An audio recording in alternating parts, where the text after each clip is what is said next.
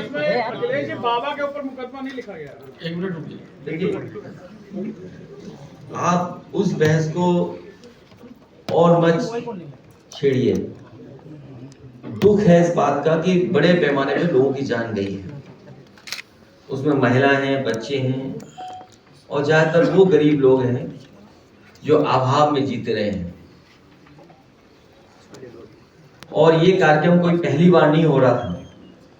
इस तरह के कार्यक्रम समय समय पर उत्तर प्रदेश में जगह जगह पर होते हैं।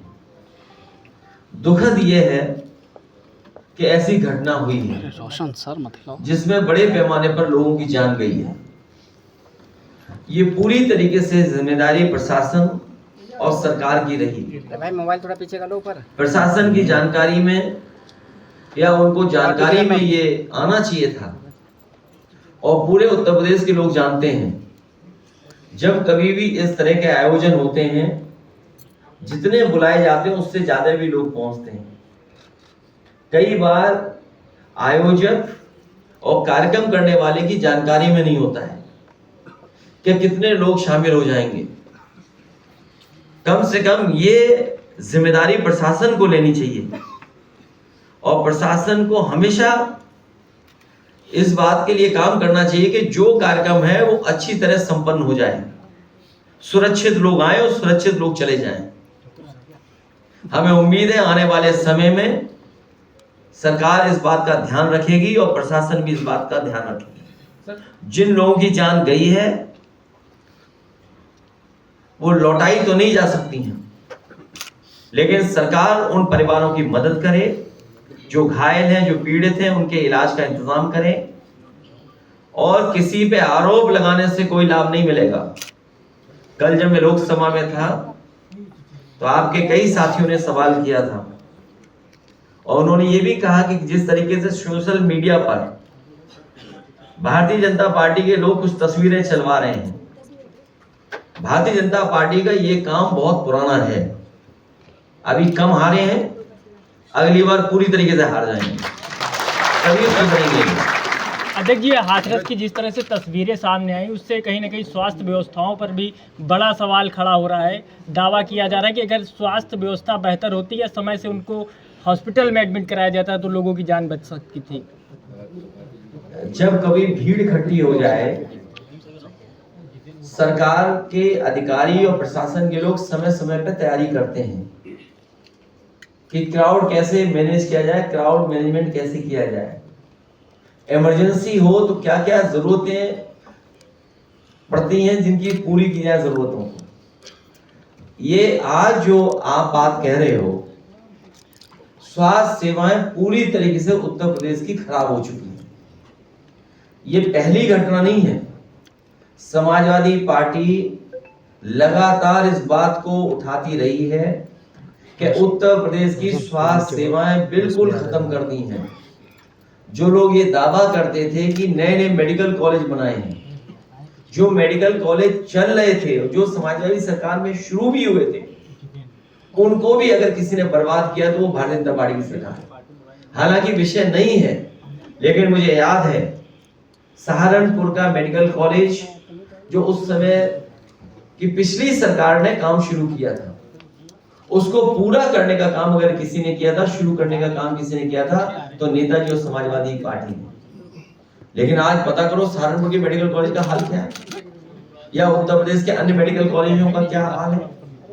एक भी जिला अस्पताल इस सरकार ने नहीं ऐसा बनाया है जिसमें गरीब का इलाज हो सके।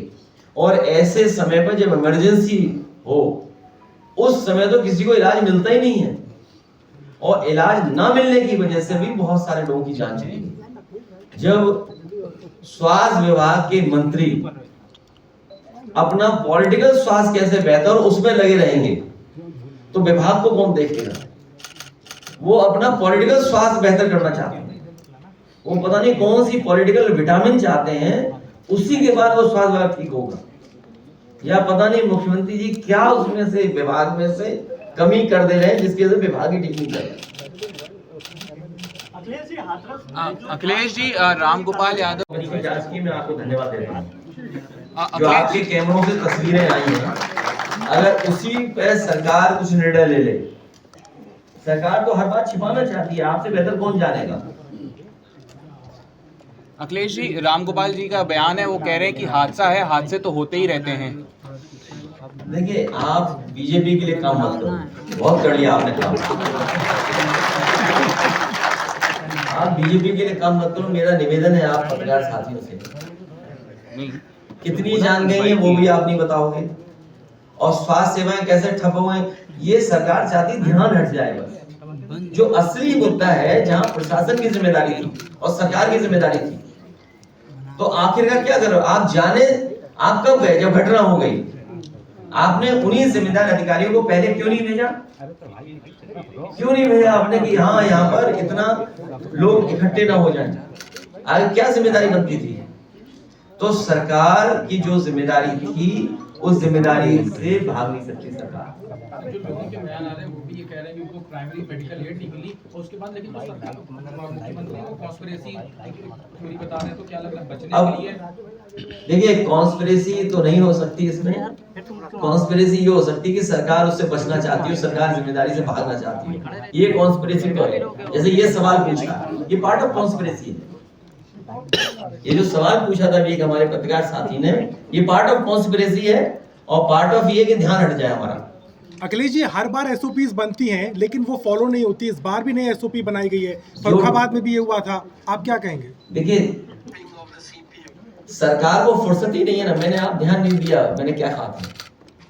जब इस विभाग के मंत्री कुछ पॉलिटिकल अपना स्वास्थ्य बेहतर करना चाहते हैं, तो विभाग को कौन ध्यान देगा।